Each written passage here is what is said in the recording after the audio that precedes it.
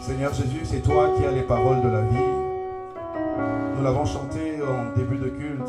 Dans les cieux, sur la terre et sous la terre, tout est soumis. Nous l'avons chanté, nous avons dit, lorsque les vents et les mers se lèvent, une parole suffit pour que tu les calmes, parce que toi, tu es au contrôle.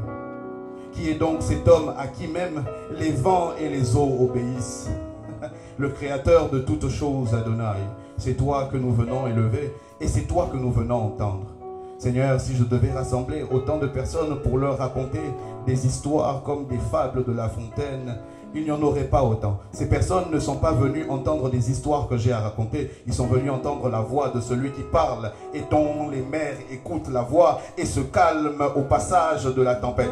Père, je prie que ta parole s'impose dans nos cœurs et dans nos vies. Notre Père, toi qui es dans les cieux, laisse que ton nom soit sanctifié. Que ton règne vienne, que ta volonté soit faite sur la terre comme au ciel. Donne-nous ce matin notre pain de ce jour.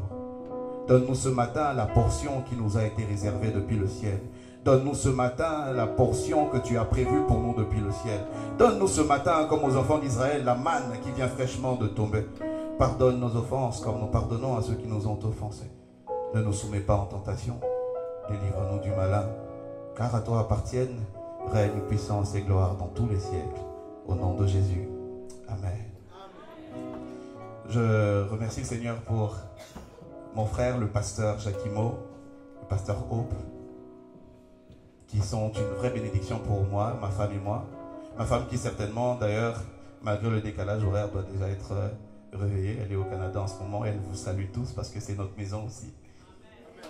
Et aujourd'hui, je vais partager avec vous quelque chose. Mais juste avant, j'ai avec moi, si je ne l'ai pas perdu, j'ai avec moi ce papier. Je m'appelle Enoch Ace-Vedoso. Je suis un enfant de Dieu. Depuis quelque temps, je suis revenu à la maison parce que j'ai eu un très long moment en dehors de la maison. Et je vous le raconterai certainement une autre fois. Et il y a 3 ans, vous m'auriez dit que je serais ici pour vous parler de ces choses-là. Je vous aurais ri au nez. Mais Dieu faisant bien les choses, j'ai entendu sa voix et finalement, je me suis surpris d'être obligé à obéir. Parce que c'est une question d'obéissance. Alors, je veux donner ce papier à ma très chère Coretta. Tiens-le, mais tu ne l'ouvriras qu'à la fin. Tu as donc le devoir de me rappeler, avant que je ne finisse mon message, que tu as un papier que tu dois ouvrir. J'aime beaucoup parler avec des illustrations et raconter des histoires. Et donc, c'est pour une illustration que je suis en train de faire ça. Et l'autre partie de mon illustration consiste à demander dans la salle, est-ce qu'il y a quelqu'un qui a besoin d'argent? J'ai besoin d'une main. Vous avez besoin d'argent? Combien vous avez dans votre sac maintenant? À peu près. Dites-moi seulement à moi. C'est tout ce que vous avez. Vous pouvez me donner.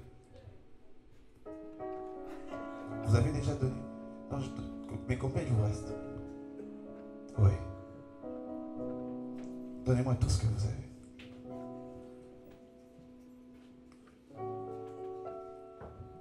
On est déjà dans notre message. Et désolé, mais je ne suis tellement pas habitué à prêcher que je ne vais pas vous demander des amens. Mais quand vous sentez que cette parole est pour vous, n'hésitez pas du tout. Parce que amen veut simplement dire qu'il en soit ainsi. Et lorsque vous dites amen à une parole qui est relâchée, même si les autres ne disent pas amen, c'était peut-être seulement pour vous. Parce que je suis peut-être venu ici uniquement pour une personne. Et je crois que c'est vous. Vous voyez, c'est la seule qui a dit amen. Pourtant, quand j'ai dit c'est vous, je ne le disais pas seulement à elle, je le disais pour tout celui qui pense que je suis venu pour lui.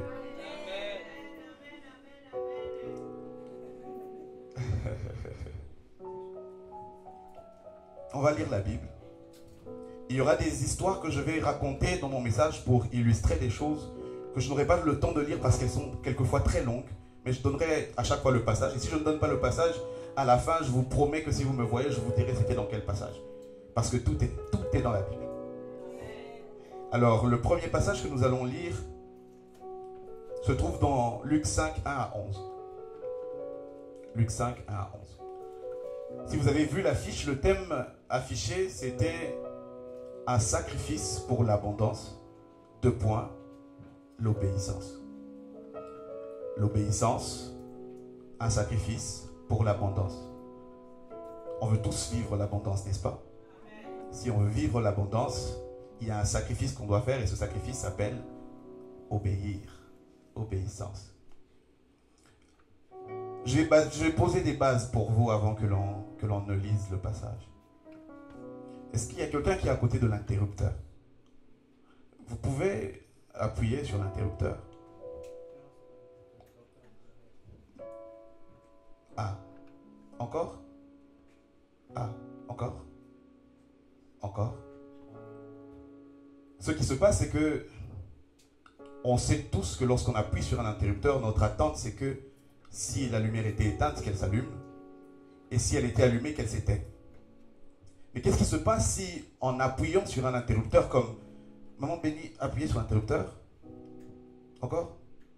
Quand on remarque que ce qui devait se passer ne se passe pas, on se dit qu'il y a certainement un problème quelque part.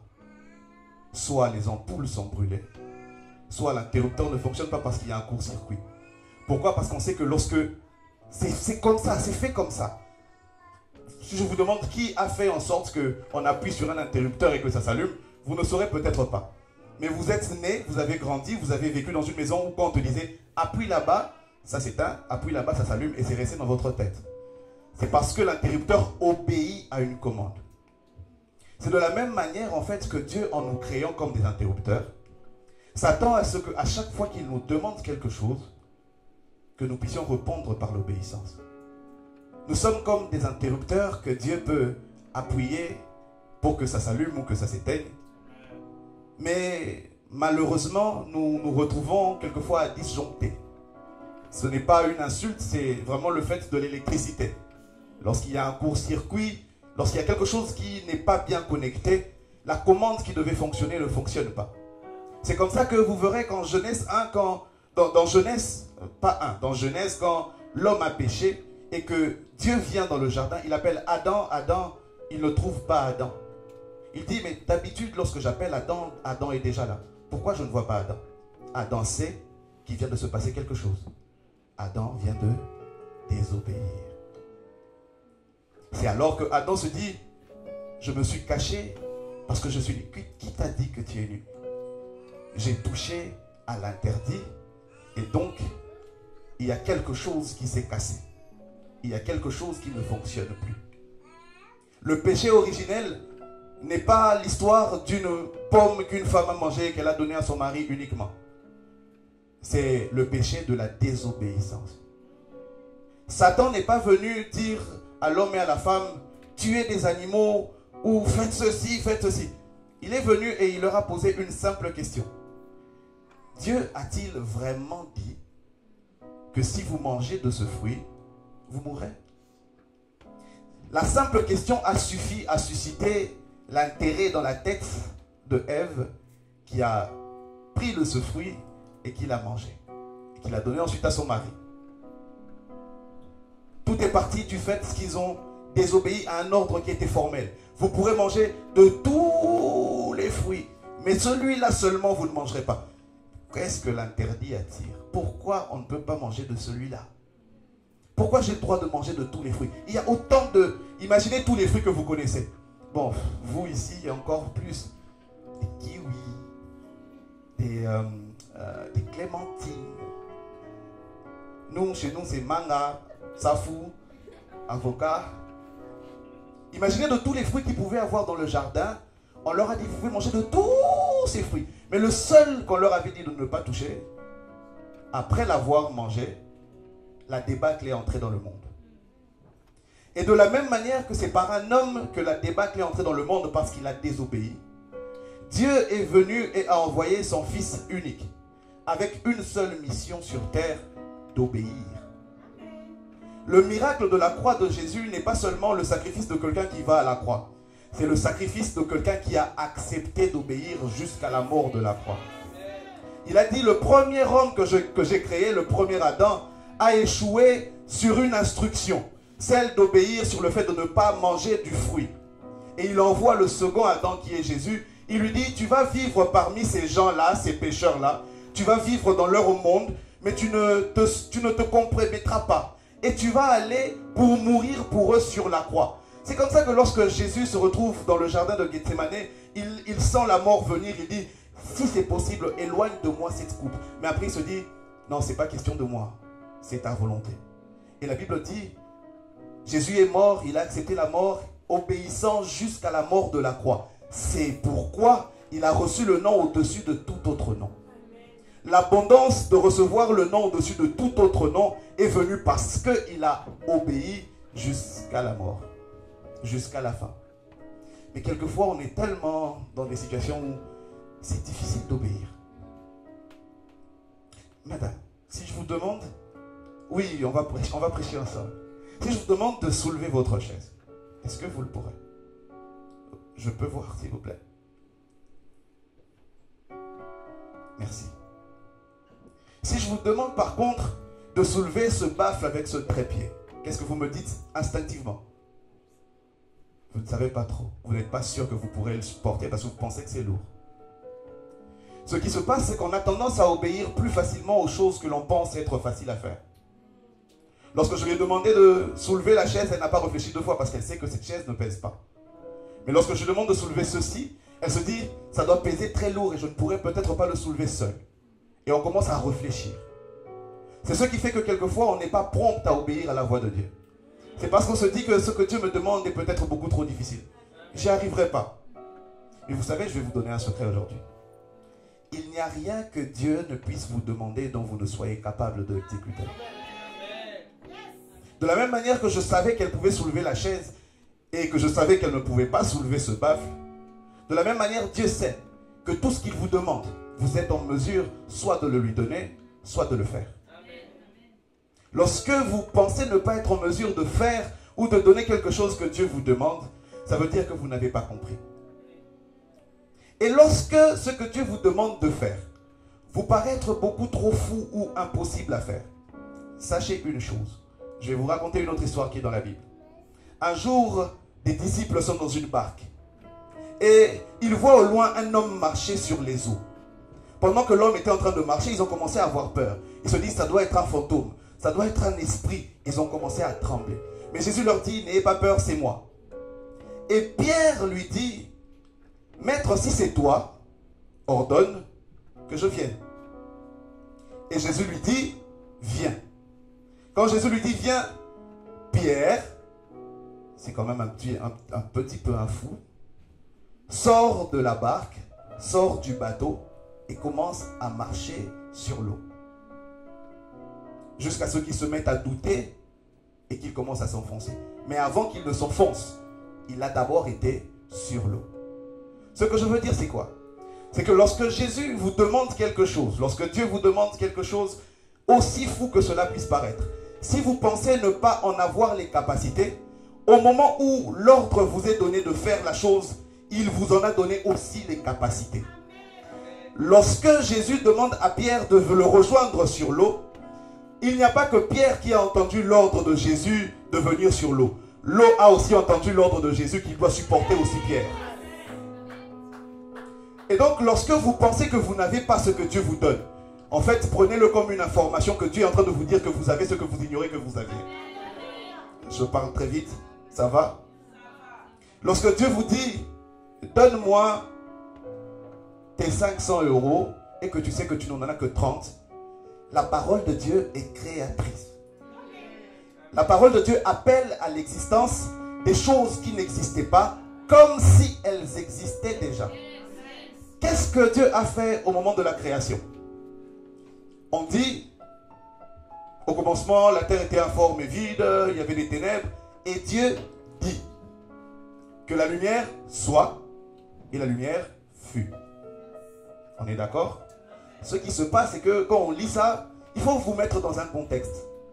En fait, ça veut dire que, comment je suis là, je dis qu'une pomme soit, et pomme apparaît. Avant que Dieu ne cite le nom lumière, lumière n'existait pas parce qu'il n'y avait que ténèbres. C'est au moment où Dieu cite lumière que lumière apparaît. C'est au moment où Dieu dit que les eaux se séparent, que les eaux se séparent. C'est le moment où Dieu dit que des arbres poussent, que les arbres ont poussé. Lorsqu'il dit quelque chose là où il n'y avait rien, la chose qu'il a prononcée apparaît. Ainsi, lorsque Dieu vous demande quelque chose que vous pensez ne pas être capable de faire, sachez qu'il vous en a donné la capacité. Mais le fait est que Dieu ne nous demande jamais ce que nous n'avons pas. Dieu, il nous demande toujours ce que nous avons, mais par contre, ce à quoi nous tenons le plus. Et généralement, dans le monde où nous vivons, ce à quoi nous tenons le plus, c'est nous-mêmes. Et c'est tout ce que Dieu nous demande. Et c'est pour ça que c'est difficile d'obéir. Nous sommes tellement nous. J'ai mes projets, j'ai mes plans. Je veux être un photographe de renom. Je veux sillonner le monde pour faire des photos. Lui te dit non, je veux que tu ailles pour commencer à raconter des histoires sur des interrupteurs dans une ville. Et on dit non, c'est pas pour moi. Pourtant, lorsqu'il te veut toi, c'est toi qu'il veut. Et Dieu ne te veut pas parce qu'il n'y a personne d'autre. Il y a 8 milliards d'habitants sur Terre. 8 milliards. Et vous pensez vraiment que c'est votre vie à vous? Comment vous l'avez dessiné, que Dieu est juste là pour venir vous embrouiller dans vos programmes, dans vos projets? Qu'est-ce qu'il me veut celui-là? Moi j'avais déjà fait mes plans. S'il vous a choisi vous, c'est parce qu'il a un plan merveilleux pour vous. C'est parce que le plan qu'il a, il veut que ça passe par vous. On va lire une histoire et on va continuer. On est béni? Je suis content. Luc 5, 1, 11. Comme Jésus se trouvait auprès du lac de Génézareth, je lis au nom de Jésus, que la foule se pressait autour de lui pour entendre la parole de Dieu, il vit au bord du lac 2 barques, d'où les pêcheurs étaient descendus pour laver leurs filets. Il vit au bord du lac 2 barques. Il monta dans l'une de ces barques, il vit 2 barques. Il monta dans l'une de ces barques qui était à Simon. Et il le pria de s'éloigner un peu de terre, puis il s'assit, et de la barque, il enseignait la foule. Notez avec moi qu'il n'a pas demandé à Simon s'il pouvait monter dans sa barque. Il a vu 2 barques, il en a choisi une, il est monté, et puis il dit au propriétaire de la barque, regarde, avance un tout petit peu là-bas. D'accord? Et c'est quelqu'un qui était déjà sur le point de rentrer chez lui parce qu'il avait passé toute la nuit à pêcher, il n'avait rien eu. Le pasteur Jacques m'a dit qu'il vous en a parlé il y a dernièrement ce passage. Il a pêché toute la nuit, il n'a rien eu. Oh, j'aime mon interprète. Il a passé toute la nuit sans rien avoir. Il est en train de laver les filets pour rentrer chez lui. Et c'est en ce moment que Jésus lui apparaît et il lui dit, une fois installé dans sa barque, avance un peu là-bas, j'ai envie de parler à tous ces gens. Il y a de ces fois où au moment où Dieu entre dans votre barque, vous êtes dans votre programmation. Vous êtes dans vos plans, vous êtes dans vos projets. Vous venez peut-être de passer une sale journée. Je ne peux pas utiliser le mot que vous avez mis avant le sale là parce que vous le connaissez. Vous savez que vous avez passé une vraie sale journée. Et vous n'avez envie de rien. Vous avez juste envie de bouder dans votre coin. Flemme de parler. Mais c'est en ce moment-là qu'il arrive et qu'il vous dit, je veux qu'on parle. Je veux que tu viennes à la prière aujourd'hui. Mais toi tu me dis, me taper 2 heures de train. Et si je le rate encore, ah ben non. Pourtant, quand Jésus choisit votre barque, c'est parce qu'il sait que vous avez passé toute la nuit sans rien avoir. Et même si ce qu'il vous demande en premier lieu n'a rien à voir avec ce que vous cherchez, après avoir fini ce que lui voulait, il vous donnera ce que vous étiez en train de chercher toute la nuit que vous n'avez pas trouvé. Il y a une femme qui s'appelle, dans la Bible, on l'a juste appelée la veuve de Sarepta. Un prophète a entendu la parole de Dieu qui lui a dit, va Sarepta, il y a une veuve que j'ai préparée pour te nourrir. Le prophète arrive, il voit une veuve et lui dit, femme, qu'as-tu? La femme lui dit, je n'ai qu'un peu de farine et un peu d'huile, je veux préparer pour moi et pour mon fils. Ensuite, nous mourrons parce qu'il y a la famine. L'homme de Dieu lui dit, fais d'abord pour moi. Mais frère, toi tu viens de je sais où, tu marches, tu viens me trouver, je n'ai qu'un peu de farine, je n'ai qu'un peu d'huile. Je t'ai dit que c'est pour moi et pour mon fils. Tu n'as même pas pitié de mon fils. Tu me demandes de préparer d'abord pour toi parce que tu es un soi-disant homme de Dieu. Sincèrement parlant, lequel aurait donné? Sincèrement parlant. Oui, vous, je suis sûr parce que vous m'avez donné tout ce que vous avez. Merci beaucoup. Mais vous savez, comme moi, que ce n'est pas du tout évident. Là, vous allez commencer à lui faire réfléchir. Vous allez dire, mais prophète, avec tout le respect que je vous dois, nous sommes en période de crise. Vous savez que la famine frappe, l'inflation et tout ce qui va avec. L'euro chute, le dollar chute. C'est tout ce qui me reste pour moi et mon fils. Ensuite, nous mourrons. Mais lorsque l'homme de Dieu, lorsque Dieu vous demande tout ce qu'il vous reste, c'est parce qu'il sait que lorsque vous aurez cuisiné ce qu'il vous restait, vous en aurez en abondance. La suite de cette histoire, c'est que une fois qu'elle a servi l'homme de Dieu et qu'il a fini, il a déclaré. Et la Bible dit, il n'y a plus jamais manqué de farine dans ce même pot-là. Ne me demandez pas ça venait d'où. Tout ce que l'on sait, c'est qu'il n'en a plus jamais manqué. Et continuons notre histoire sur Pierre. Simon lui répondit, j'étais au verset 3. Il monta dans l'une des barques qui était à Simon et il le pria de s'éloigner un peu de terre. Puis il s'assit et de la barque il enseignait la foule. Lorsqu'il eut cessé de parler, il dit à Simon, avance en pleine eau et jetez vos filets pour pêcher. Simon lui répondit, maître, nous avons travaillé toute la nuit sans rien prendre. Mais sur ta parole, je jetterai le filet. L'ayant jeté, ils prirent une grande quantité de poissons et leur filet se rompait. Ils firent signe à leurs compagnons qui étaient dans l'autre barque de venir les aider. Ils vinrent et ils remplirent les 2 barques au point qu'elles s'enfonçaient. Quand il vit cela, Simon-Pierre tomba aux genoux de Jésus et dit, Seigneur, retire-toi de moi parce que je suis un homme pécheur. Car l'épouvante l'avait saisi, lui et tous ceux qui étaient avec lui, à cause de la pêche qu'ils avaient faite. Il en était de même de Jacques et de Jean, fils de Zébédée, les associés de Simon. Alors Jésus dit à Simon, ne crains point, désormais tu seras pêcheur d'hommes. Et ayant ramené les barques à terre, ils laissèrent tout et le suivirent. Lorsqu'on dit qu'ils avaient travaillé toute la nuit, quand Pierre dit, nous avons travaillé toute la nuit sans rien avoir, c'est venu d'un mot qui veut dire, nous sommes épuisés par un dur travail. Nous sommes épuisés par le fardeau, par le chagrin.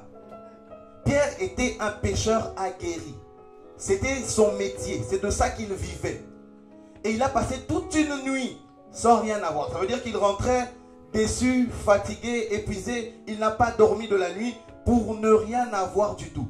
Tout ça pour rien.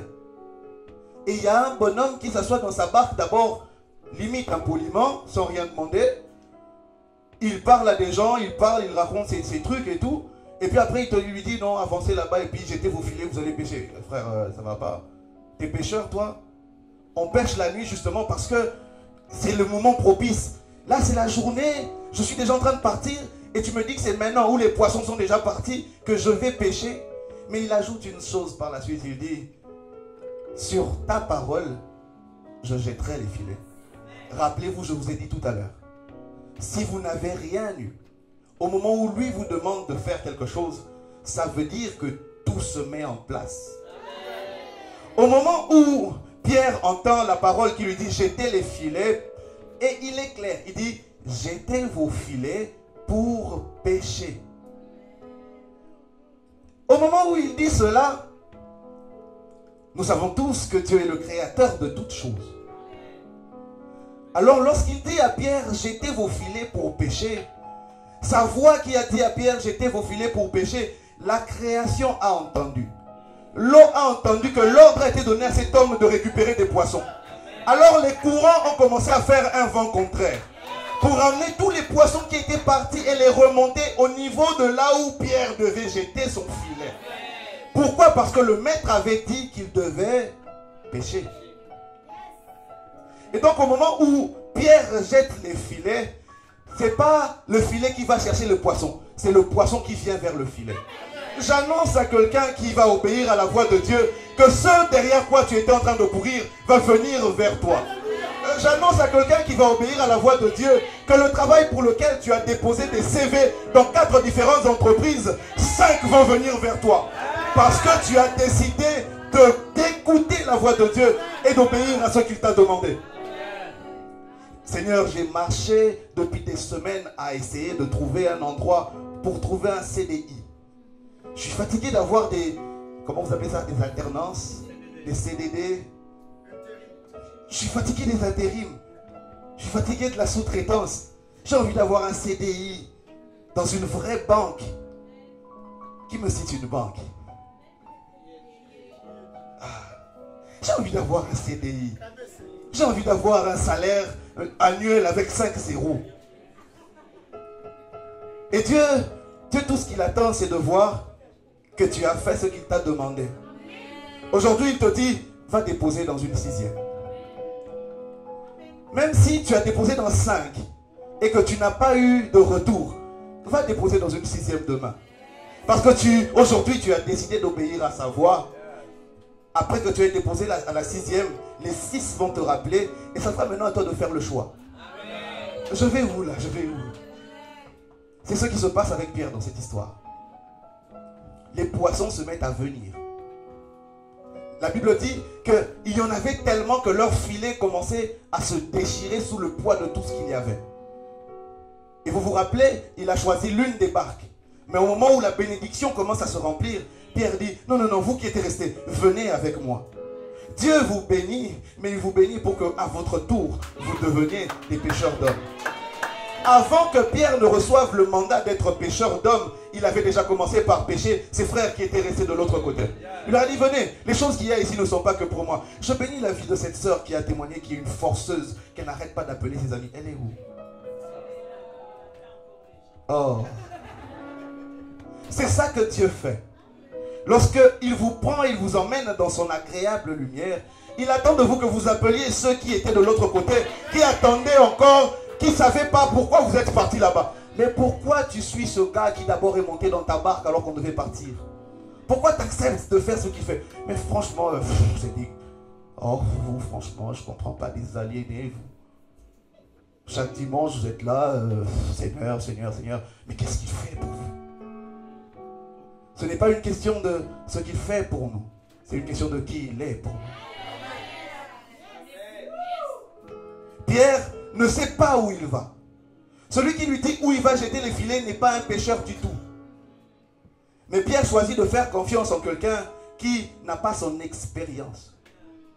Aujourd'hui, je n'ai pas 27 ans de ministère pour vous expliquer les b.a.-ba de la parole de Dieu, les 7 lois incontestables pour devenir enfant de Dieu. Je ne les ai pas, je ne les connais pas. Je suis en train d'apprendre moi-même beaucoup de choses et je trébuche beaucoup de fois. Mais j'ai choisi de faire confiance en celui qui m'a dit, viens tel que tu es. Parce que il ne faut... Le problème généralement avec nous, c'est que l'on pense que l'on doit être prêt. Et ce prêt-là, il ne vient jamais. Parce que vous vous pensez toujours pas prêt. Vous vous pensez toujours sale. J'ai envie de prier, mais j'arrive pas. Hier, j'étais avec Jean-Marc, on a fait des dingueries. Et là, aujourd'hui, prier, franchement... Hier, on était en boîte, mais je te dis, on était DF. Je suis rentré à 6 heures. Je vous parle de ça parce que c'est une vie où il y a encore à peine 3 ans, j'y étais les 2 pieds dedans. J'ai des vidéos de moi en train de me rouler par terre tellement je suis ivre. J'ai des vidéos de moi en train de péter 5, 6 bouteilles de champagne parce que j'en ai envie, parce que j'en ai les moyens, mais des moyens que Dieu a donnés. On prend ce que Dieu nous donne et on l'utilise pour les mauvaises choses. La superbe beauté que tu as, ce n'est pas pour aller d'homme après homme. C'est pour faire venir des hommes à Christ. Le magnifique corps que tu as parce qu'il l'est. Dieu ne se repent pas de ses dons. Il te l'a donné expressément. Mais c'est pour un but. Le but, c'est sa gloire. Le but, c'est pas de twerker sur TikTok. Le but, c'est pas de juste se mettre sur Instagram de profil ou de 3/4 pour qu'on admire bien le matos. Le but, c'est pas juste de faire un TikTok en mode plongée pour que l'on puisse bien voir que Dieu t'a béni. Le but, c'est que l'on voie comment une aussi jolie fille peut aussi bien s'habiller et suivre un Jésus. Si elle, aussi belle qu'elle est, elle prêche la parole de Dieu. Si elle, aussi belle qu'elle est, elle est dans les choses de Dieu. Et moi qui suis comme ça, qu'est-ce que j'ai de plus? Je suis qui? Qui je suis? Ozanani. Banda Zahir Ozanani. Avocat, Yanzete. Ceux qui ont la rêve comprendront. Qui es-tu? Qui es-tu? Continuons dans notre histoire. Vous voulez bien? Il dit, j'ai travaillé toute la nuit, j'ai fait ce que je sais faire toute la nuit, je n'ai rien eu. Mais sur ta parole, puisque tu me l'as demandé, je vais le faire. Je vais le faire. Je vais le faire.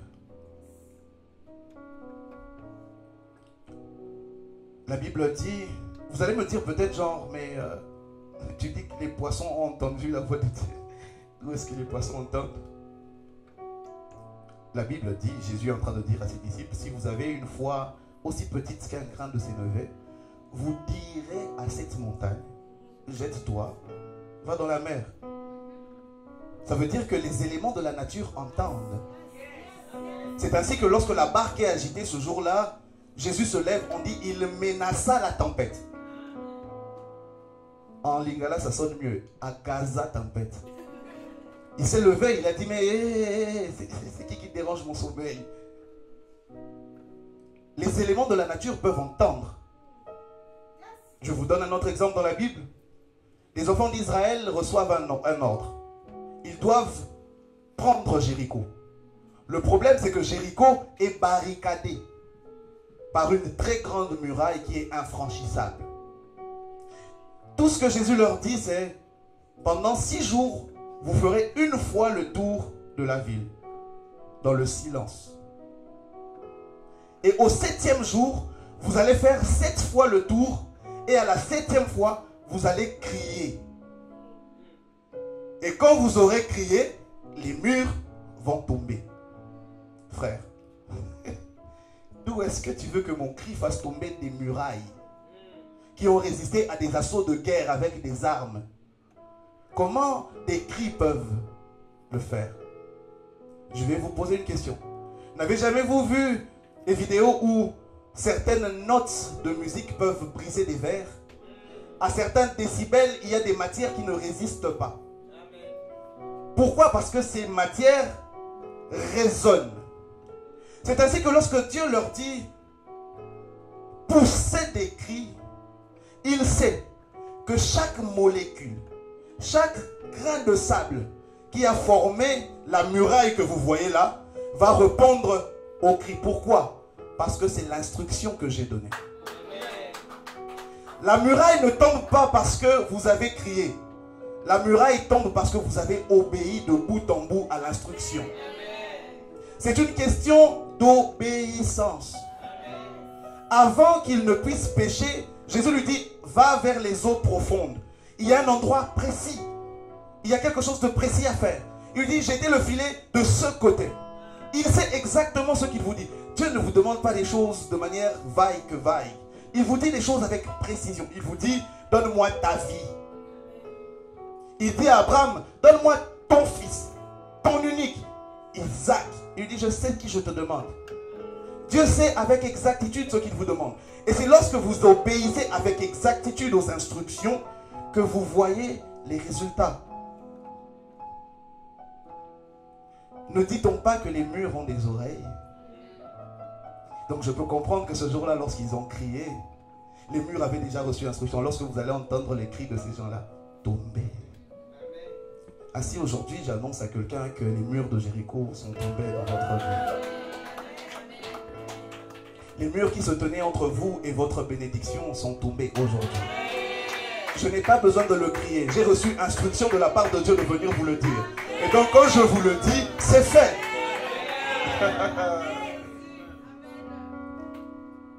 Il y a une autre histoire que j'aime. Un homme très haut placé, un général. Vous allez trouver cette histoire dans le livre de 2 Rois. Dans le livre de 2 Rois 5. 2 Rois 5. Un homme puissant, un général d'armée. C'est l'homme qui se tient toujours à côté du roi.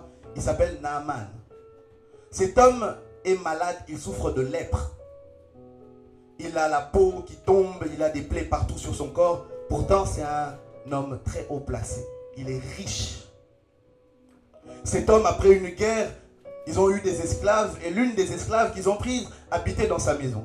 Une Israélite. Un jour, elle dit à sa maîtresse, la femme du général, elle lui dit, si mon maître peut aller dans mon pays en Israël, il y a un prophète qui peut la guérir, qui peut le guérir. La femme de Naaman le dit. Vous savez, il y a des moments dans la vie où vous arrivez dans des situations où même si on vous dit, tu vois dans ta situation, si tu prends des feuilles de manguier, tu mélanges ça avec des feuilles de laurier, et puis tu bouges ça à 180 degrés, tu appliques ça 2 fois sur le bouton là qui t'a dérangé depuis 2 ans, ça va se faire. Vous allez faire. Hein? Vous arrivez à des moments dans votre vie où on vous dit, il suffit seulement que tu dormes la tête en bas, les pieds en l'air, ça va se faire.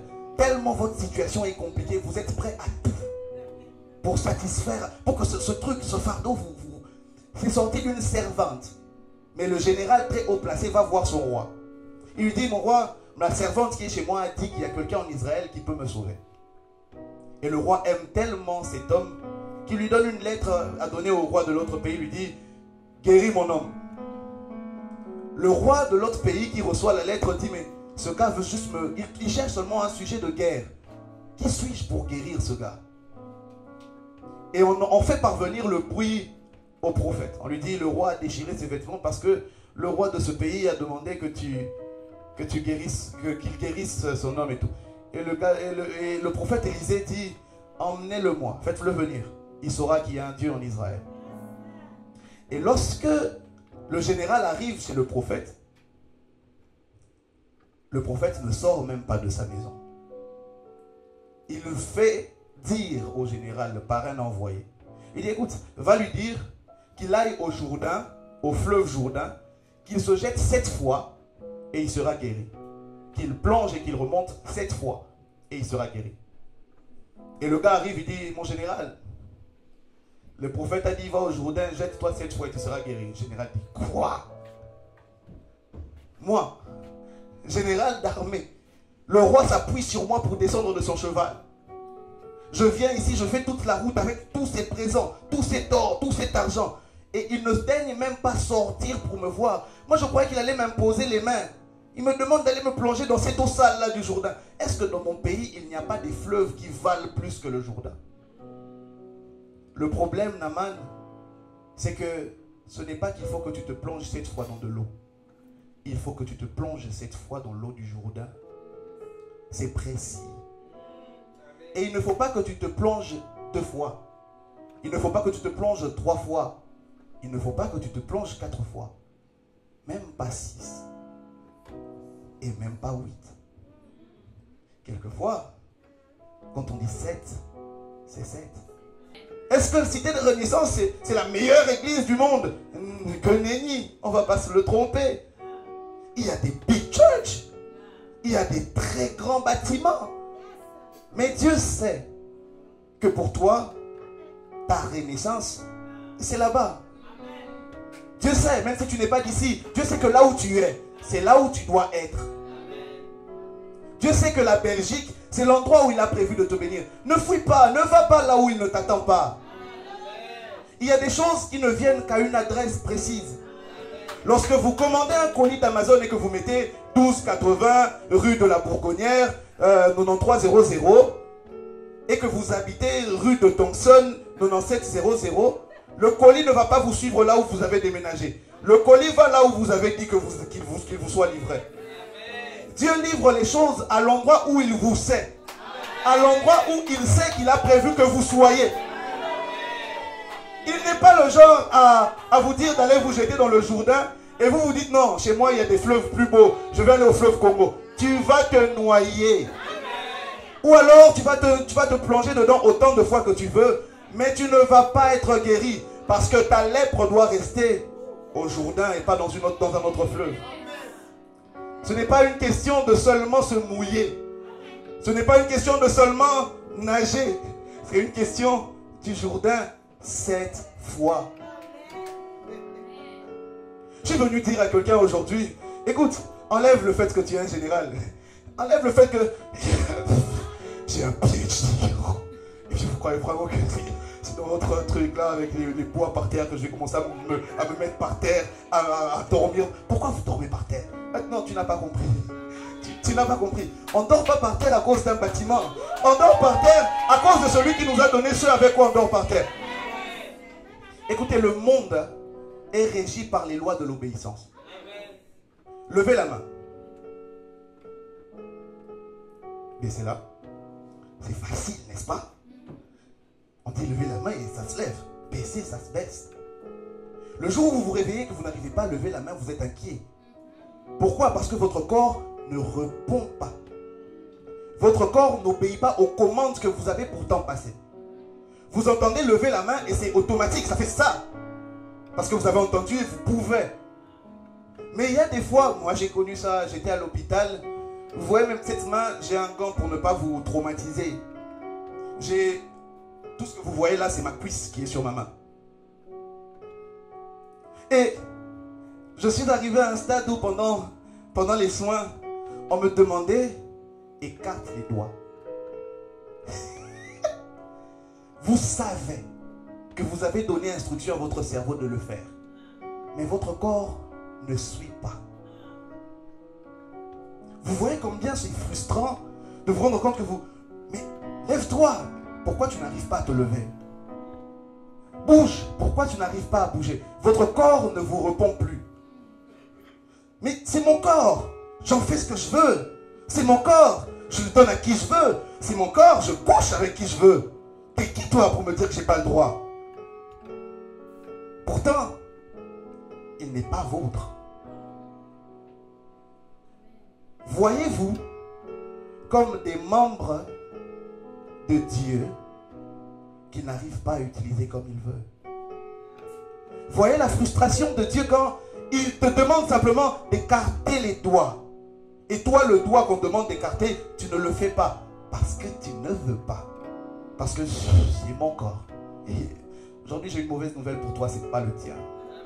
Si c'est encore le tien, aujourd'hui, je t'invite, tout à l'heure, je vais t'inviter à le redonner à son propriétaire.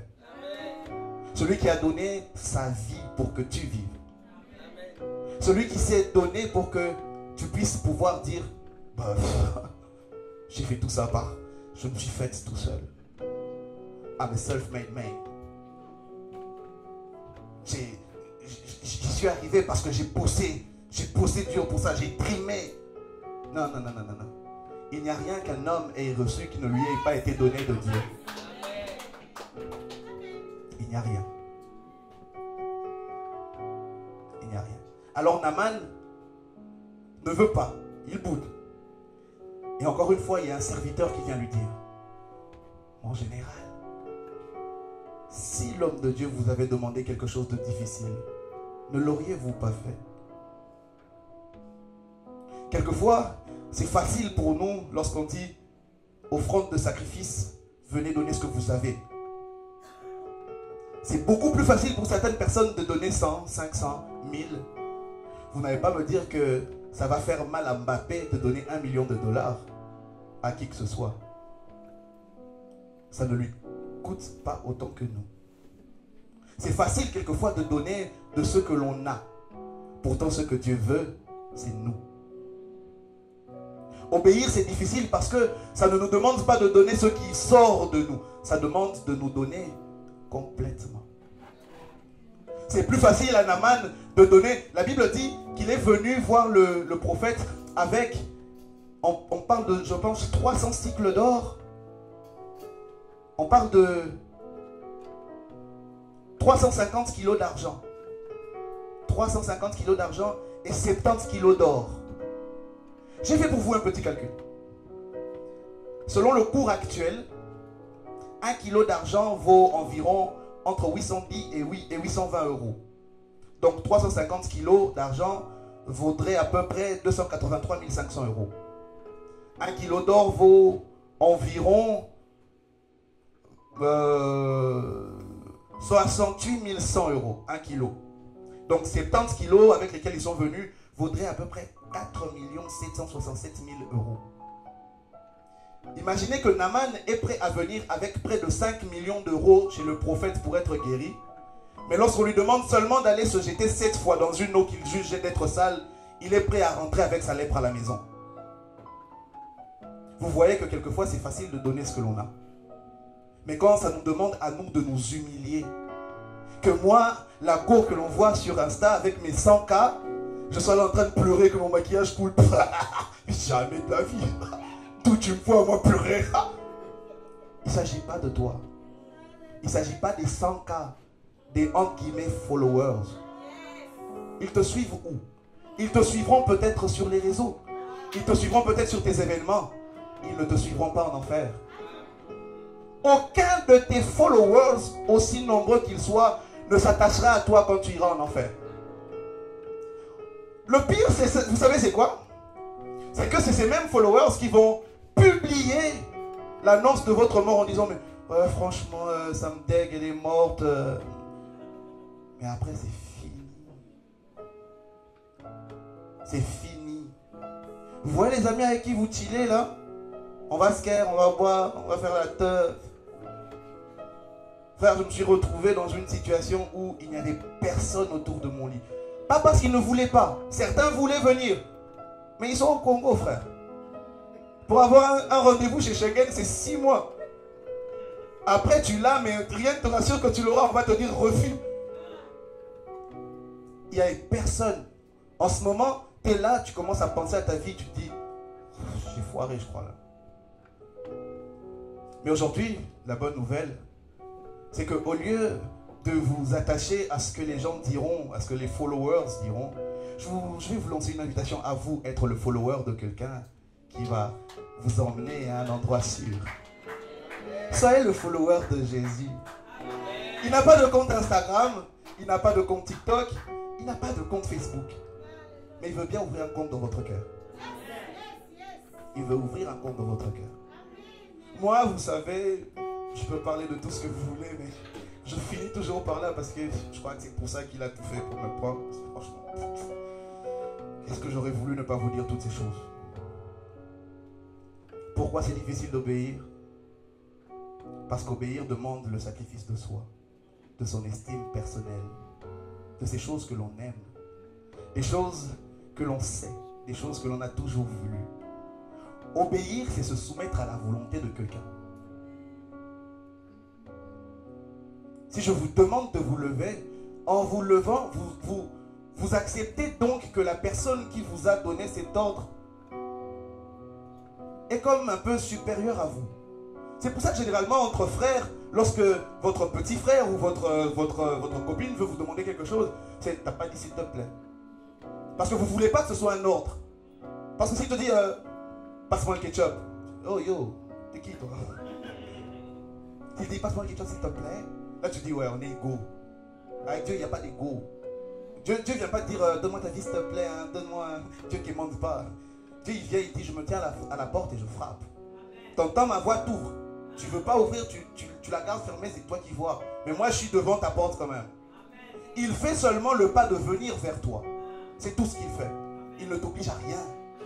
Vous voyez tout ce que je dis ici? Je ne vous oblige à rien. Vous n'êtes même pas obligé de m'écouter. Vous pouvez même en ce moment être sur vos réseaux. Vous avez le droit. Mais je me tiens quand même là et je parle. Et je frappe. Si quelqu'un entend ma voix et qu'il ouvre la porte, j'entrerai chez lui et je souperai avec lui. C'est en ce moment maintenant qu'on devient pote. Dieu ne devient ton ami qu'une fois qu'il est dans ton cœur. C'est quand il est dans ton cœur, quand tu lui as donné la place, qu'il s'installe, qu'il se sent maintenant à l'aise.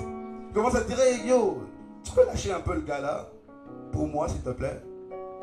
Il commence à dire s'il te plaît une fois qu'il est dans ton cœur. C'est dans ton cœur maintenant qu'il commence à faire un travail. Il te dit, yo, tu sais, man, je t'aime bien et tout, j'aime ta life et tout ça, mais en ce moment, je crois que faut que tu doses un peu avec l'alcool. Ouais, mais moi je trouve pas de mal à ça. Ouais, je sais, mais tu vois, pour le moment, je veux que tu doses, je veux que tu te concentres un peu sur moi. C'est là qu'il te supplie. C'est quand tu lui as déjà ouvert ta porte. C'est quand il est déjà dedans, il se sent suffisamment à l'aise avec toi pour commencer à te demander les choses. La vie chrétienne n'est pas une vie d'interdit. C'est une vie d'obéissance. Tout simplement. Parce que ce ou celui à qui tu obéis, tu lui donnes une place de primeur. C'est ainsi que la Bible dit, ceux qui font les œuvres de la chair, ceux qui obéissent à la chair, sont esclaves de leur chair. Si tout ce que ta chair te demande de faire, tu obéis, quand ta chair te dit, là, j'ai vraiment la gaule, il faut qu'on aille tirer un coup. Tu obéis du coup, tu es esclave de cela. Si ta gorge te dit, j'ai soif, il faut des bulles, et que tu obéis d'un coup, tu es esclave de cela. Jésus dit qu'il est venu nous libérer, mais il vous dit, je prends votre joug, mais prenez le mien il est léger. Le joug de Jésus, tout ce qu'il vous demande de faire, c'est juste d'obéir à sa parole. Aussi simple que ça. Aussi simple que ça. Mais c'est difficile parce que ça demande que tu enlèves tes habits de général, très cher Naman. Obéir nécessite de faire une pause dans ce que l'on faisait, dans ce qui nous occupait, pour faire ce que l'on nous demande. Vous êtes assis, si je vous demande de vous lever, vous devez arrêter d'être assise, de vous lever. Donc vous devez mettre une pause à ce que vous faites. Obéir, c'est comme quand Jésus dit à Pierre, viens, j'ai pris ta barque, allons là-bas. Mais je suis dans mes affaires. Pourquoi je dois te suivre? C'est pour ça que c'est difficile d'obéir. Parce que moi je suis déjà dans mes histoires, je n'ai pas envie de ces histoires-là. Pourtant, si Dieu le demande, c'est pour notre bien. C'est pour notre bien. Coretta, qu'est-ce que j'ai écrit sur le papier? Oui, je veux que tu lises. Il est 9h06 quand j'écris ces lignes. Je vais donner le double du montant que la personne à qui je demanderai son argent de me donner. Il était 9h06 quand j'écrivais. J'avais dit que la personne qui me donnerait de son argent, de tout ce qu'il a, je lui en donnerais le double. Quand j'ai demandé qui a de l'argent, si j'avais commencé par énoncer cette phrase, combien ne m'auraient pas donné tout ce qu'ils ont dans leur poche? Tout le monde m'aurait donné ce qu'ils ont dans leur poche. Celui qui a 1000 me donnerait tous les 1000. Celui qui n'en a pas aurait couru au distributeur le plus rapide pour récupérer tout le cash qu'il peut avoir en compte en banque, parce que j'ai dit que je donnerais le double. Mais je ne l'ai pas dit avant la fin de mon message. Je ne l'ai pas dit au début. Je ne l'ai pas dit quand j'ai demandé l'argent. C'est ce que Dieu fait. Quand Jésus demande la barque de Pierre, il ne lui dit pas, à la fin, je vais te donner le poisson que tu cherchais. Il lui a juste dit, laisse-moi monter dans ta barque. Va là-bas. J'ai fini de prêcher, maintenant allons de l'autre côté. Il ne lui dit pas ce qu'il a prévu pour lui à la fin. Dieu ne vous dira peut-être pas ce qu'il y a pour vous à la fin. Mais lorsqu'il vous demande tout ce que vous avez, c'est parce que ce qu'il a pour vous vaut beaucoup plus que tout ce que vous pouvez lui donner. Lorsque je demande tout ce qu'elle a et qu'elle me donne, c'est que là, Pasteur Jacquimo, tu peux me donner un billet de 100 € dans mon petit carnet. Là, mon petit sac. Dieu ne vous dit pas que si tu me donnes tout ce que j'ai, je te donnerai tout ce que j'ai. Et pourtant, il le dit. Parce que tout ce qu'il avait, c'était son fils unique. Et il vous l'a donné. Si vous acceptez de vous donner, vous. Si tu acceptes de me donner tout ce que tu as, à la fin de mon message, moi je prendrai les 100 et je te donnerai. Tout ce qu'elle avait, j'avais promis le double, n'est-ce pas? Moi j'avais promis le double. Moi j'avais promis le double. Mais après qu'elle ait mis les 50 € qu'elle avait dans le panier, il ne lui restait que des pièces.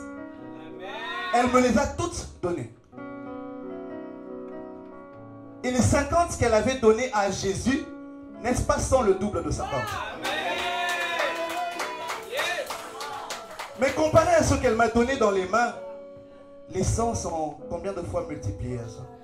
C'est ainsi que Jésus dit, celui qui perdra sa vie pour moi, l'aura en abondance. Il dit,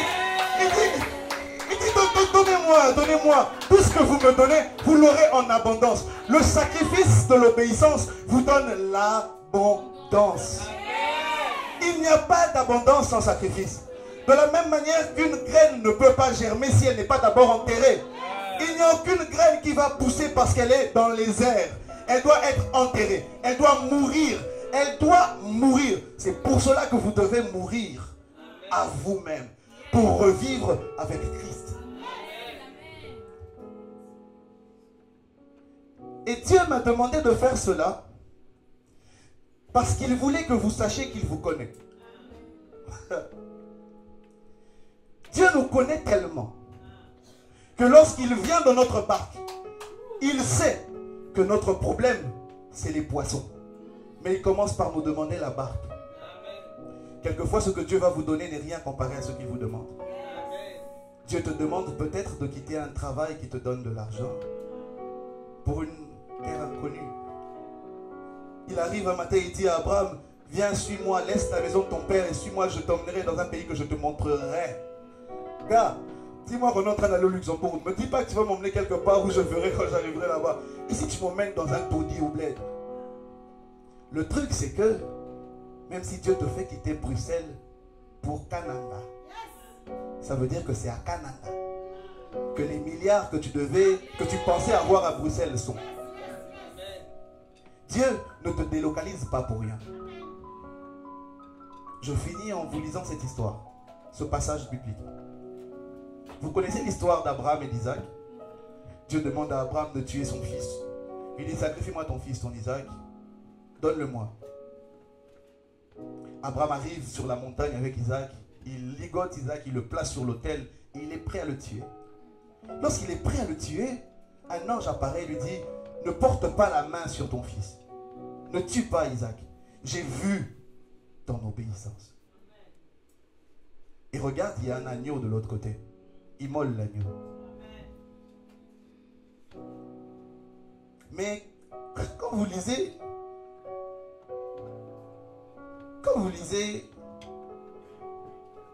la Bible, il y a un passage dans Jacques 2, 21. La Bible dit ceci. Abraham, notre père, ne fut-il pas justifié par les œuvres lorsqu'il offrit son fils Isaac sur l'autel? Une autre version dit, comment Abraham, notre ancêtre, a-t-il été reconnu comme juste par Dieu? À cause de ses actes, parce qu'il a offert son fils Isaac sur l'autel. Frère, je vous ai dit tout à l'heure que la Bible dit qu'il n'a pas tué Isaac. On l'a arrêté, on lui a dit ne le tue pas. Il n'a pas tué Isaac parce que un seul avait le droit de tuer son fils unique. C'est Dieu. Mais il s'est arrêté. Pourquoi la Bible dit qu'il a offert Isaac? Pourquoi la Bible dit qu'il a offert Isaac alors qu'il ne l'a pas tué? Parce qu'en fait, vu que Abraham avait déjà résolu dans son cœur, et qu'il avait déjà ligoté Isaac, et qu'il était même déjà sur le point de donner le coup fatal, Dieu a considéré cela comme un acte déjà fait. C'est ainsi que Samuel va dire à Saül, l'obéissance vaut mieux que le sacrifice. Dieu ne prend pas plaisir à ce que vous pouvez tuer. Il prend plaisir au fait que vous avez accepté de tuer.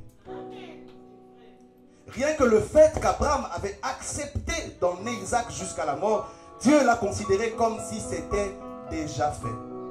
C'est ainsi qu'il dit, si tu crois dans ton cœur, à tous ceux qui l'ont reçu, à ceux qui croient en son nom, il a donné le pouvoir de devenir enfant de Dieu. Il ne te demande pas, quand je dis il faut mourir, il ne te demande pas de te suicider. Il ne te demande pas de te tuer. Non, il te demande de vivre pour lui. Lorsque tu vas accepter de faire les pas, de quitter ta chaise et de venir ici devant et lui dire, prends ma vie, prends-la. Le fait seulement que tu te sois levé et que tu aies accepté que Jésus devienne le maître de toi, c'est ça, c'est de ce sacrifice que je parle. Et ce sacrifice est celui qui emmène l'abondance dans ta vie. Le fait d'accepter de laisser tout ce qu'il y a comme couronne, comme pride, comme les choses pour lesquelles tu es fier de dire je suis, j'ai, je. Et que tu commences à dire tu. C'est ce sacrifice-là qui emmène l'abondance. Vous savez, l'erreur, c'est que l'on pense généralement qu'il faut qu'on devienne propre pour aller vers Jésus. Qui va à la douche parce qu'il est propre? Qui va se laver parce qu'il est propre?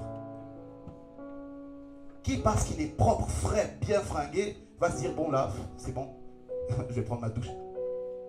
C'est parce qu'on est sale. C'est parce qu'on a eu une journée difficile. L'enfant prodigue, lorsqu'il revient vers son père, il revient après s'être occupé des pourceaux. Il sentait encore le cochon.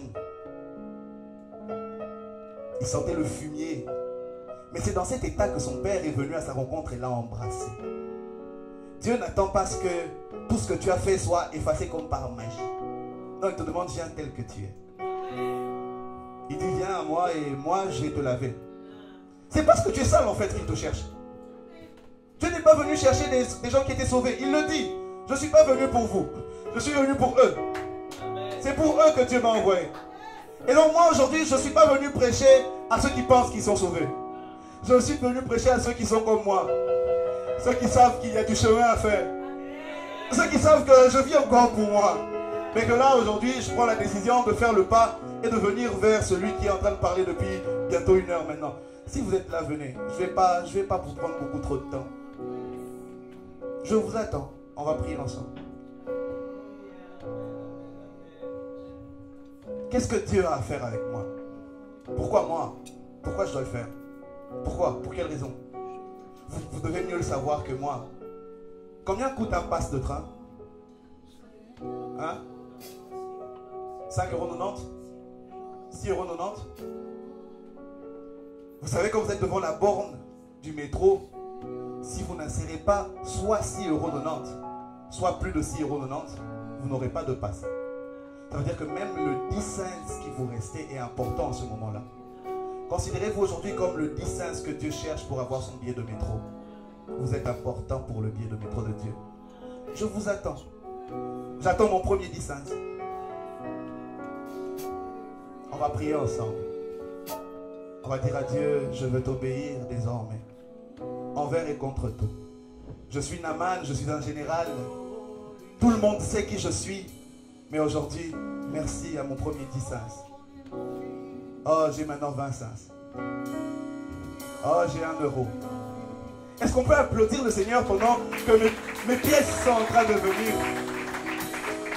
Je veux dire, Seigneur, je veux vivre pour toi, je veux t'obéir envers et malgré tout. Je viens à toi tel que je suis. Je n'attendrai pas de devenir, je ne sais pas moi comment. C'est comme ça que je viens vers toi. C'est comme ça.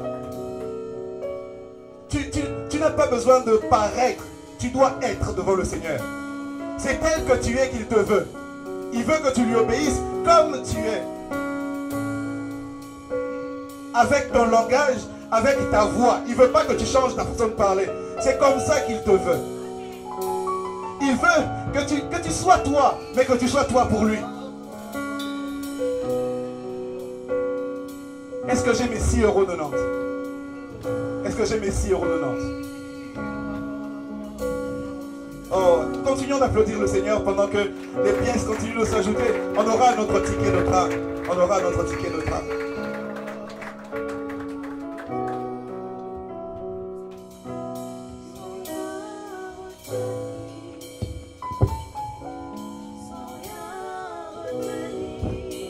Avant que je ne prie, je voudrais que vous-même, pendant que vous êtes là, vous puissiez dire à Dieu ce qui monte dans votre cœur.